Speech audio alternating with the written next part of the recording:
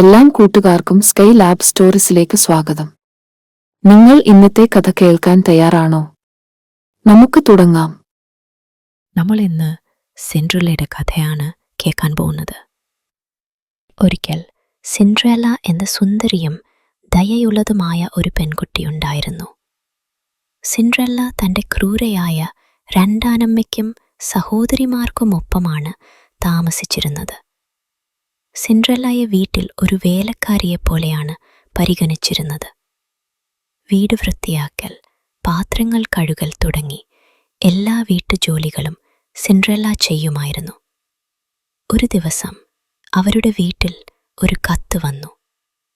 രാജകീയ പാർട്ടിയിലേക്കുള്ള ക്ഷണമായിരുന്നു അത്. രാജാവും രാജ്ഞിയും തങ്ങളുടെ മകൻ തൻ്റെ വധുവിനെ തിരഞ്ഞെടുക്കണമെന്ന് ആഗ്രഹിച്ചു. അതിനാലാണ് രാജ്യത്തെ എല്ലാവരെയും ക്ഷണിച്ചത്. രാജ്യത്തുടനീളമുള്ള പെൺകുട്ടികൾ പാർട്ടിയിൽ ആവേശഭരിതരായിരുന്നു.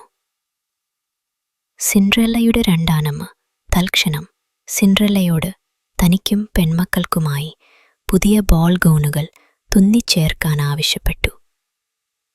ഗൗണുകളുടെ തുന്നൽ പൂർത്തിയാക്കാൻ സിൻഡ്രല്ല കഠിനമായി പരിശ്രമിച്ചു. സഹോദരിമാരുടെ ഗൗണുകളിൽ നിന്നുള്ള നൂലുകളുടെയും മുത്തുകളുടെയും അവശിഷ്ടങ്ങൾ ഉപയോഗിച്ച് സിൻഡ്രല്ല തനിക്കും ഒരു ഗൗൺ തയ്യാറാക്കി.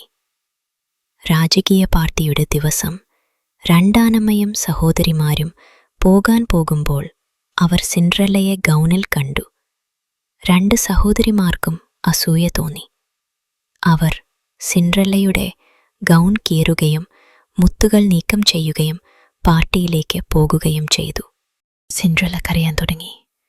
പക്ഷെ അവളുടെ കൺമുന്നിൽ ഒരു ഫേറിയെ കണ്ടപ്പോൾ അവൾ അത്ഭുതപ്പെട്ടു. ഫേറി പറഞ്ഞു, "ഞാൻ നിങ്ങളുടെ ഫേറി ഗോഡ് മദർ ആണ്. നിങ്ങൾക്ക് പാർട്ടിയിൽ ചേരാൻ ആഗ്രഹമുണ്ടെന്ന് എനിക്കറിയാം. വിഷമിക്കേണ്ട, ഞാൻ നിങ്ങളെ സഹായിക്കും." തുടർന്ന് അവൾ തൻ്റെ മാന്ത്രിക വടി ഉയർത്തുകയും സിൻഡ്രല്ലയുടെ കീറിയ വസ്ത്രധാരണത്തെ വിസ്മയിപ്പിക്കുന്ന ബോൾ ഗൗണാക്കി മാറ്റുകയും ചെയ്തു. പിന്നീട് അവൾ ഒരു മത്തന്നയെ ഒരു വലിയ കുതിരവണ്ടിയാക്കി മാറ്റി. കൂടാതെ അവർ 6 എലികളെ 4 കുതിരകളായും 2 കുതിരവണ്ടി ഡ്രൈവർമാരായും മാറ്റി. എന്നാൽ ഇതിനെല്ലാം ഒപ്പം ഫേറി സിൻഡ്രല്ലയ്ക്ക് ഒരു മുന്നറിയിപ്പ് നൽകി. അർദ്ധരാത്രിയിൽ ക്ലോക്ക് ടിക്ക് ചെയ്താലുടൻ മാന്ത്രികത ഇല്ലാതാകും. സിൻഡ്രല്ല ബോൾ റൂമിൽ പ്രവേശിച്ച നിമിഷം എല്ലാവരും അവളുടെ മനോഹാരിതയിൽ അമ്പരന്നു. രാജകുമാരൻ പോലും ഉടൻ തന്നെ അവളോട് പ്രണയത്തിലായി. അയാൾ വന്ന് അവളോട് നൃത്തം ചെയ്യാൻ ആവശ്യപ്പെട്ടു. സിൻഡ്രല്ലയുടെ സന്തോഷത്തിന് അതിരുകളില്ലായിരുന്നു. അവർ വൈകുന്നേരം മുഴുവൻ നൃത്തം ചെയ്യുകയും സംസാരിക്കുകയും ചെയ്തു. സമയം അർദ്ധരാത്രിയിലേക്ക് അടുക്കുകയാണെന്ന് പെട്ടെന്ന് സിൻഡ്രല്ല മനസ്സിലാക്കി. അവൾ ബോൾ റൂമിൽ നിന്ന് ഓടിപ്പോയി. അവൾ ഓടുമ്പോൾ അവളുടെ ഒരു ഗ്ലാസ് സ്ലിപ്പർ കൊട്ടാരത്തിന്റെ പടികളിലേക്ക് വീണു. അർദ്ധരാത്രിയോടെ കുതിരവണ്ടി മുതൽ കുതിരകൾ വരെയെല്ലാം അതിന്റെ യഥാർത്ഥാവസ്ഥയിലേക്ക് മാറി. സിൻഡ്രല്ല അവളുടെ പഴയ കീറിയ വസ്ത്രത്തിലേക്ക് മടങ്ങി. രാജകുമാരൻ സിൻഡ്രല്ലയുമായി പ്രണയത്തിലായി. അവളെ വിവാഹം കഴിക്കാൻ അയാൾ ആഗ്രഹിച്ചു.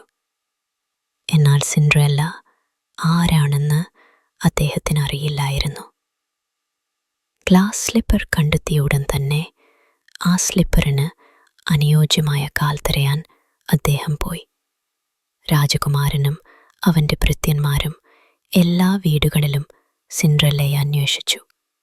ഒടുവിൽ അവർ സിൻഡ്രല്ലയുടെ വീട്ടിലെത്തി.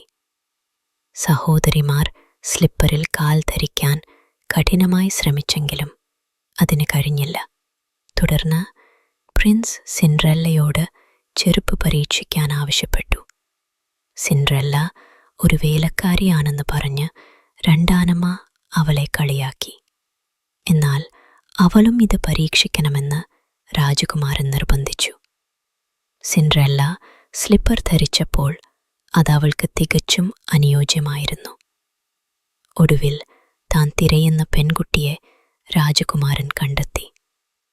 അവർ വിവാഹം കഴിക്കുകയും പിന്നീട് സന്തോഷത്തോടെ ജീവിക്കുകയും ചെയ്തു.